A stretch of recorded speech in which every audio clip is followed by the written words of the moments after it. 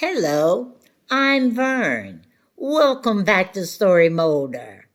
Today's story is entitled Jump Back Baby Jump Back, a Negro love song, Paul Laurence Dunbar. Seen my lady home last night, jump back honey, jump back. Held her hand and squeezed it tight, jump back honey, jump back. Had a sigh, a little sigh, seen a light gleam from her eyes, and a smile go flitting by, jump back honey, jump back. Had the wind blow through the pine, jump back honey, jump back. Mockingbirds were singing fine, jump back honey, jump back. And my heart was beating so that I could not bear to go. Jump back honey, jump back. Put my arm around her waist, jump back honey, jump back. Raised her lips and took a taste, jump back honey, jump back. Love me honey, love me true. Love me well as I love you. And she answered, 'Cause I do. Jump back honey, jump back. You may ask, who is Paul Laurence Dunbar? Born June 27, 1872 in Dayton, Ohio. He was the son of Kentucky ex-slaves. He was a prolific writer of all genres and is best known for his dialect poems, like the one I just recited. He was the first African American to gain national recognition as a poet. His writing has two distinct styles, the Standard English and the African American dialect. In writing dialect poems, he wrote the words to speech patterns that he had heard his friends and neighbors say, conveying character and authenticity of the language and culture in the process. It is not easy for most people to read dialect poems, never mind writing one. Translating one takes practice, believe me. But he had a skill. He never spoke that way. He had impeccable speech, correct diction, and a vast vocabulary. Also, he had not witnessed any part of slavery, but some of his content came from stories about the plantation life of his enslaved parents. He enjoyed telling those stories in the way that he had heard them. Now, his writing have influenced so many writers like Maya Angelou. In his poem, Sympathy, Dunbar wrote one of the most iconic phrases in African American literature. I know why the cage bird sings. Oh, we all know that phrase. Yes, he coined that phrase. When his wings is bruised and his bosom sore, when he beats his bars and he would be free, it is not a carol of joy or glee, but a prayer that he sends from his heart's deep core, but a plea that upward to heaven he flings. I know why the cage bird sings. Maya Angelou used that phrase as a title of her autobiography. He used his gift in writing at a very young age. At age 14, he was already writing and publishing in his high school newspaper. After graduating from high school, he continued to write, but didn't make enough money to survive from his writing. So this talented young man worked as an elevator operator. He earned a starvation wage of $4 a week for 11 hours a day. Woo! But he was very resourceful by self-publishing, and he sold his books for $1 to people riding his elevator. When he had no customers, guess what he did? He pulled out his pen and paper and wrote. Working as an editor of an African-American newspaper called the Dayton Tatler, he collaborated with his friend and classmate Orville Wright to be the printers of that newspaper. Yes, it's the same Wright brothers that invented the world's first successful airplane. His first writing break came when Frederick Douglass invited him to read his work at the World's Fair. Douglass was so impressed with this young man that he gave him a job as a clerk. Majors and Minors was his second collection and his second break. Publishing it was financially supported by his friends because at the time he had no money. Majors meant work written in standard English. Minors meant work written in dialect. There was a glowing, favorable review in Harper's Weekly, which gave him literary fame, nationally and internationally.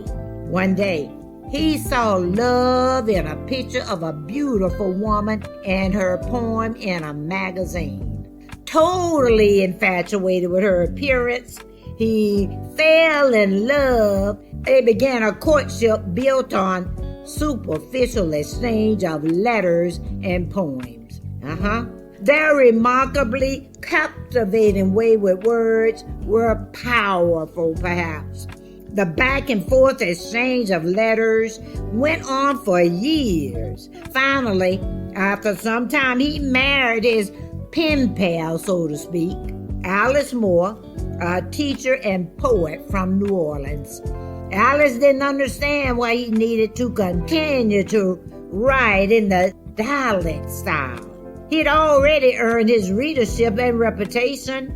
This undignified and embarrassing dialect was unnecessary, she thought. But she was very proud of his standard English poems. He wrote many poems that are wonderful. Here's an example of his standard English poem, From Dreams.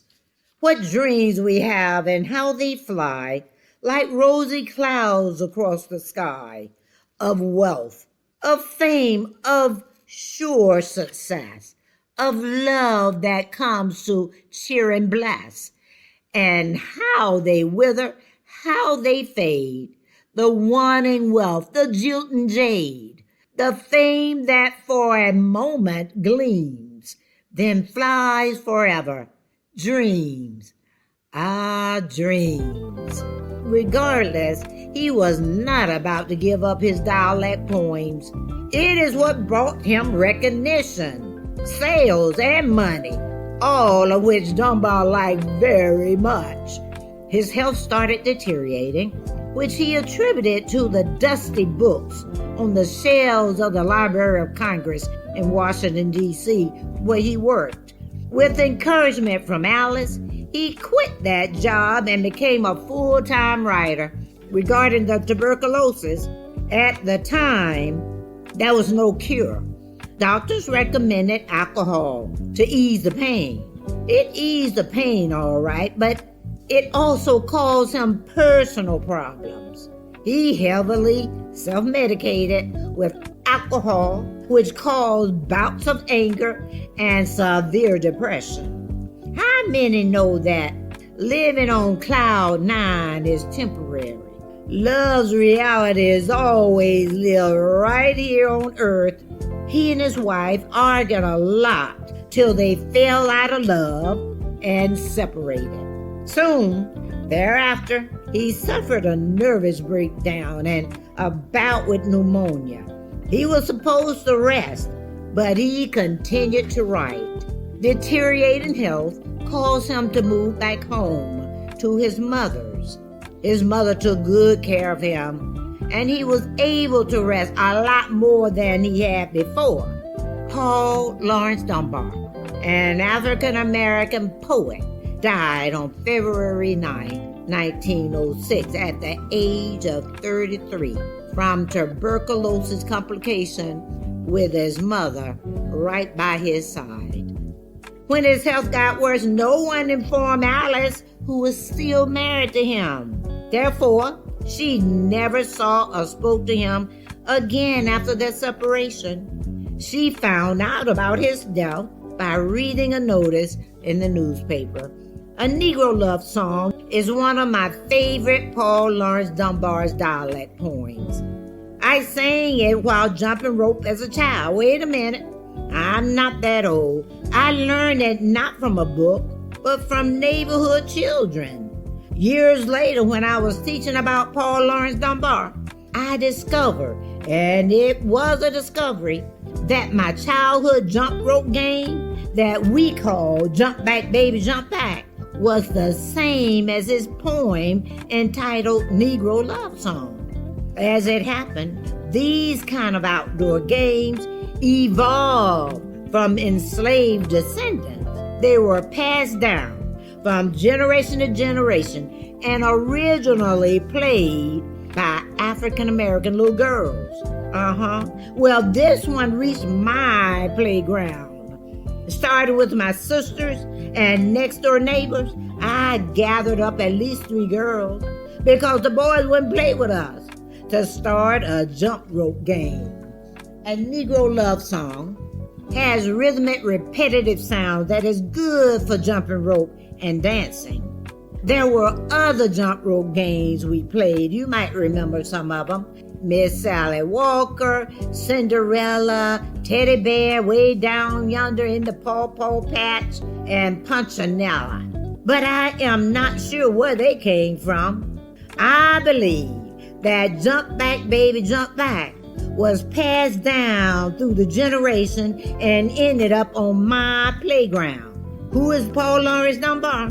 He was a prolific writer, yet he is often overlooked. But I am giving him credit for my jump rope song, Jump Back Baby Jump Back, right here, right now, right today. This is the way we sang the song back in the day. Seen my lady home last night, jump back baby jump back. Held her hands and squeezed it tight, jump back baby jump back. Put her arms around her waist, jump back baby jump back. Raised her lips and took a taste, jump back baby jump back. Love me baby, love me true, love me well as I love you. And she answered, of course I do. Jump back baby jump back. Paul Laurence Dunbar. Jump back, baby, jump back. Thank you for stopping by and listening to another story. Come back as often as you like. I'll be happy to have you. Goodbye for now.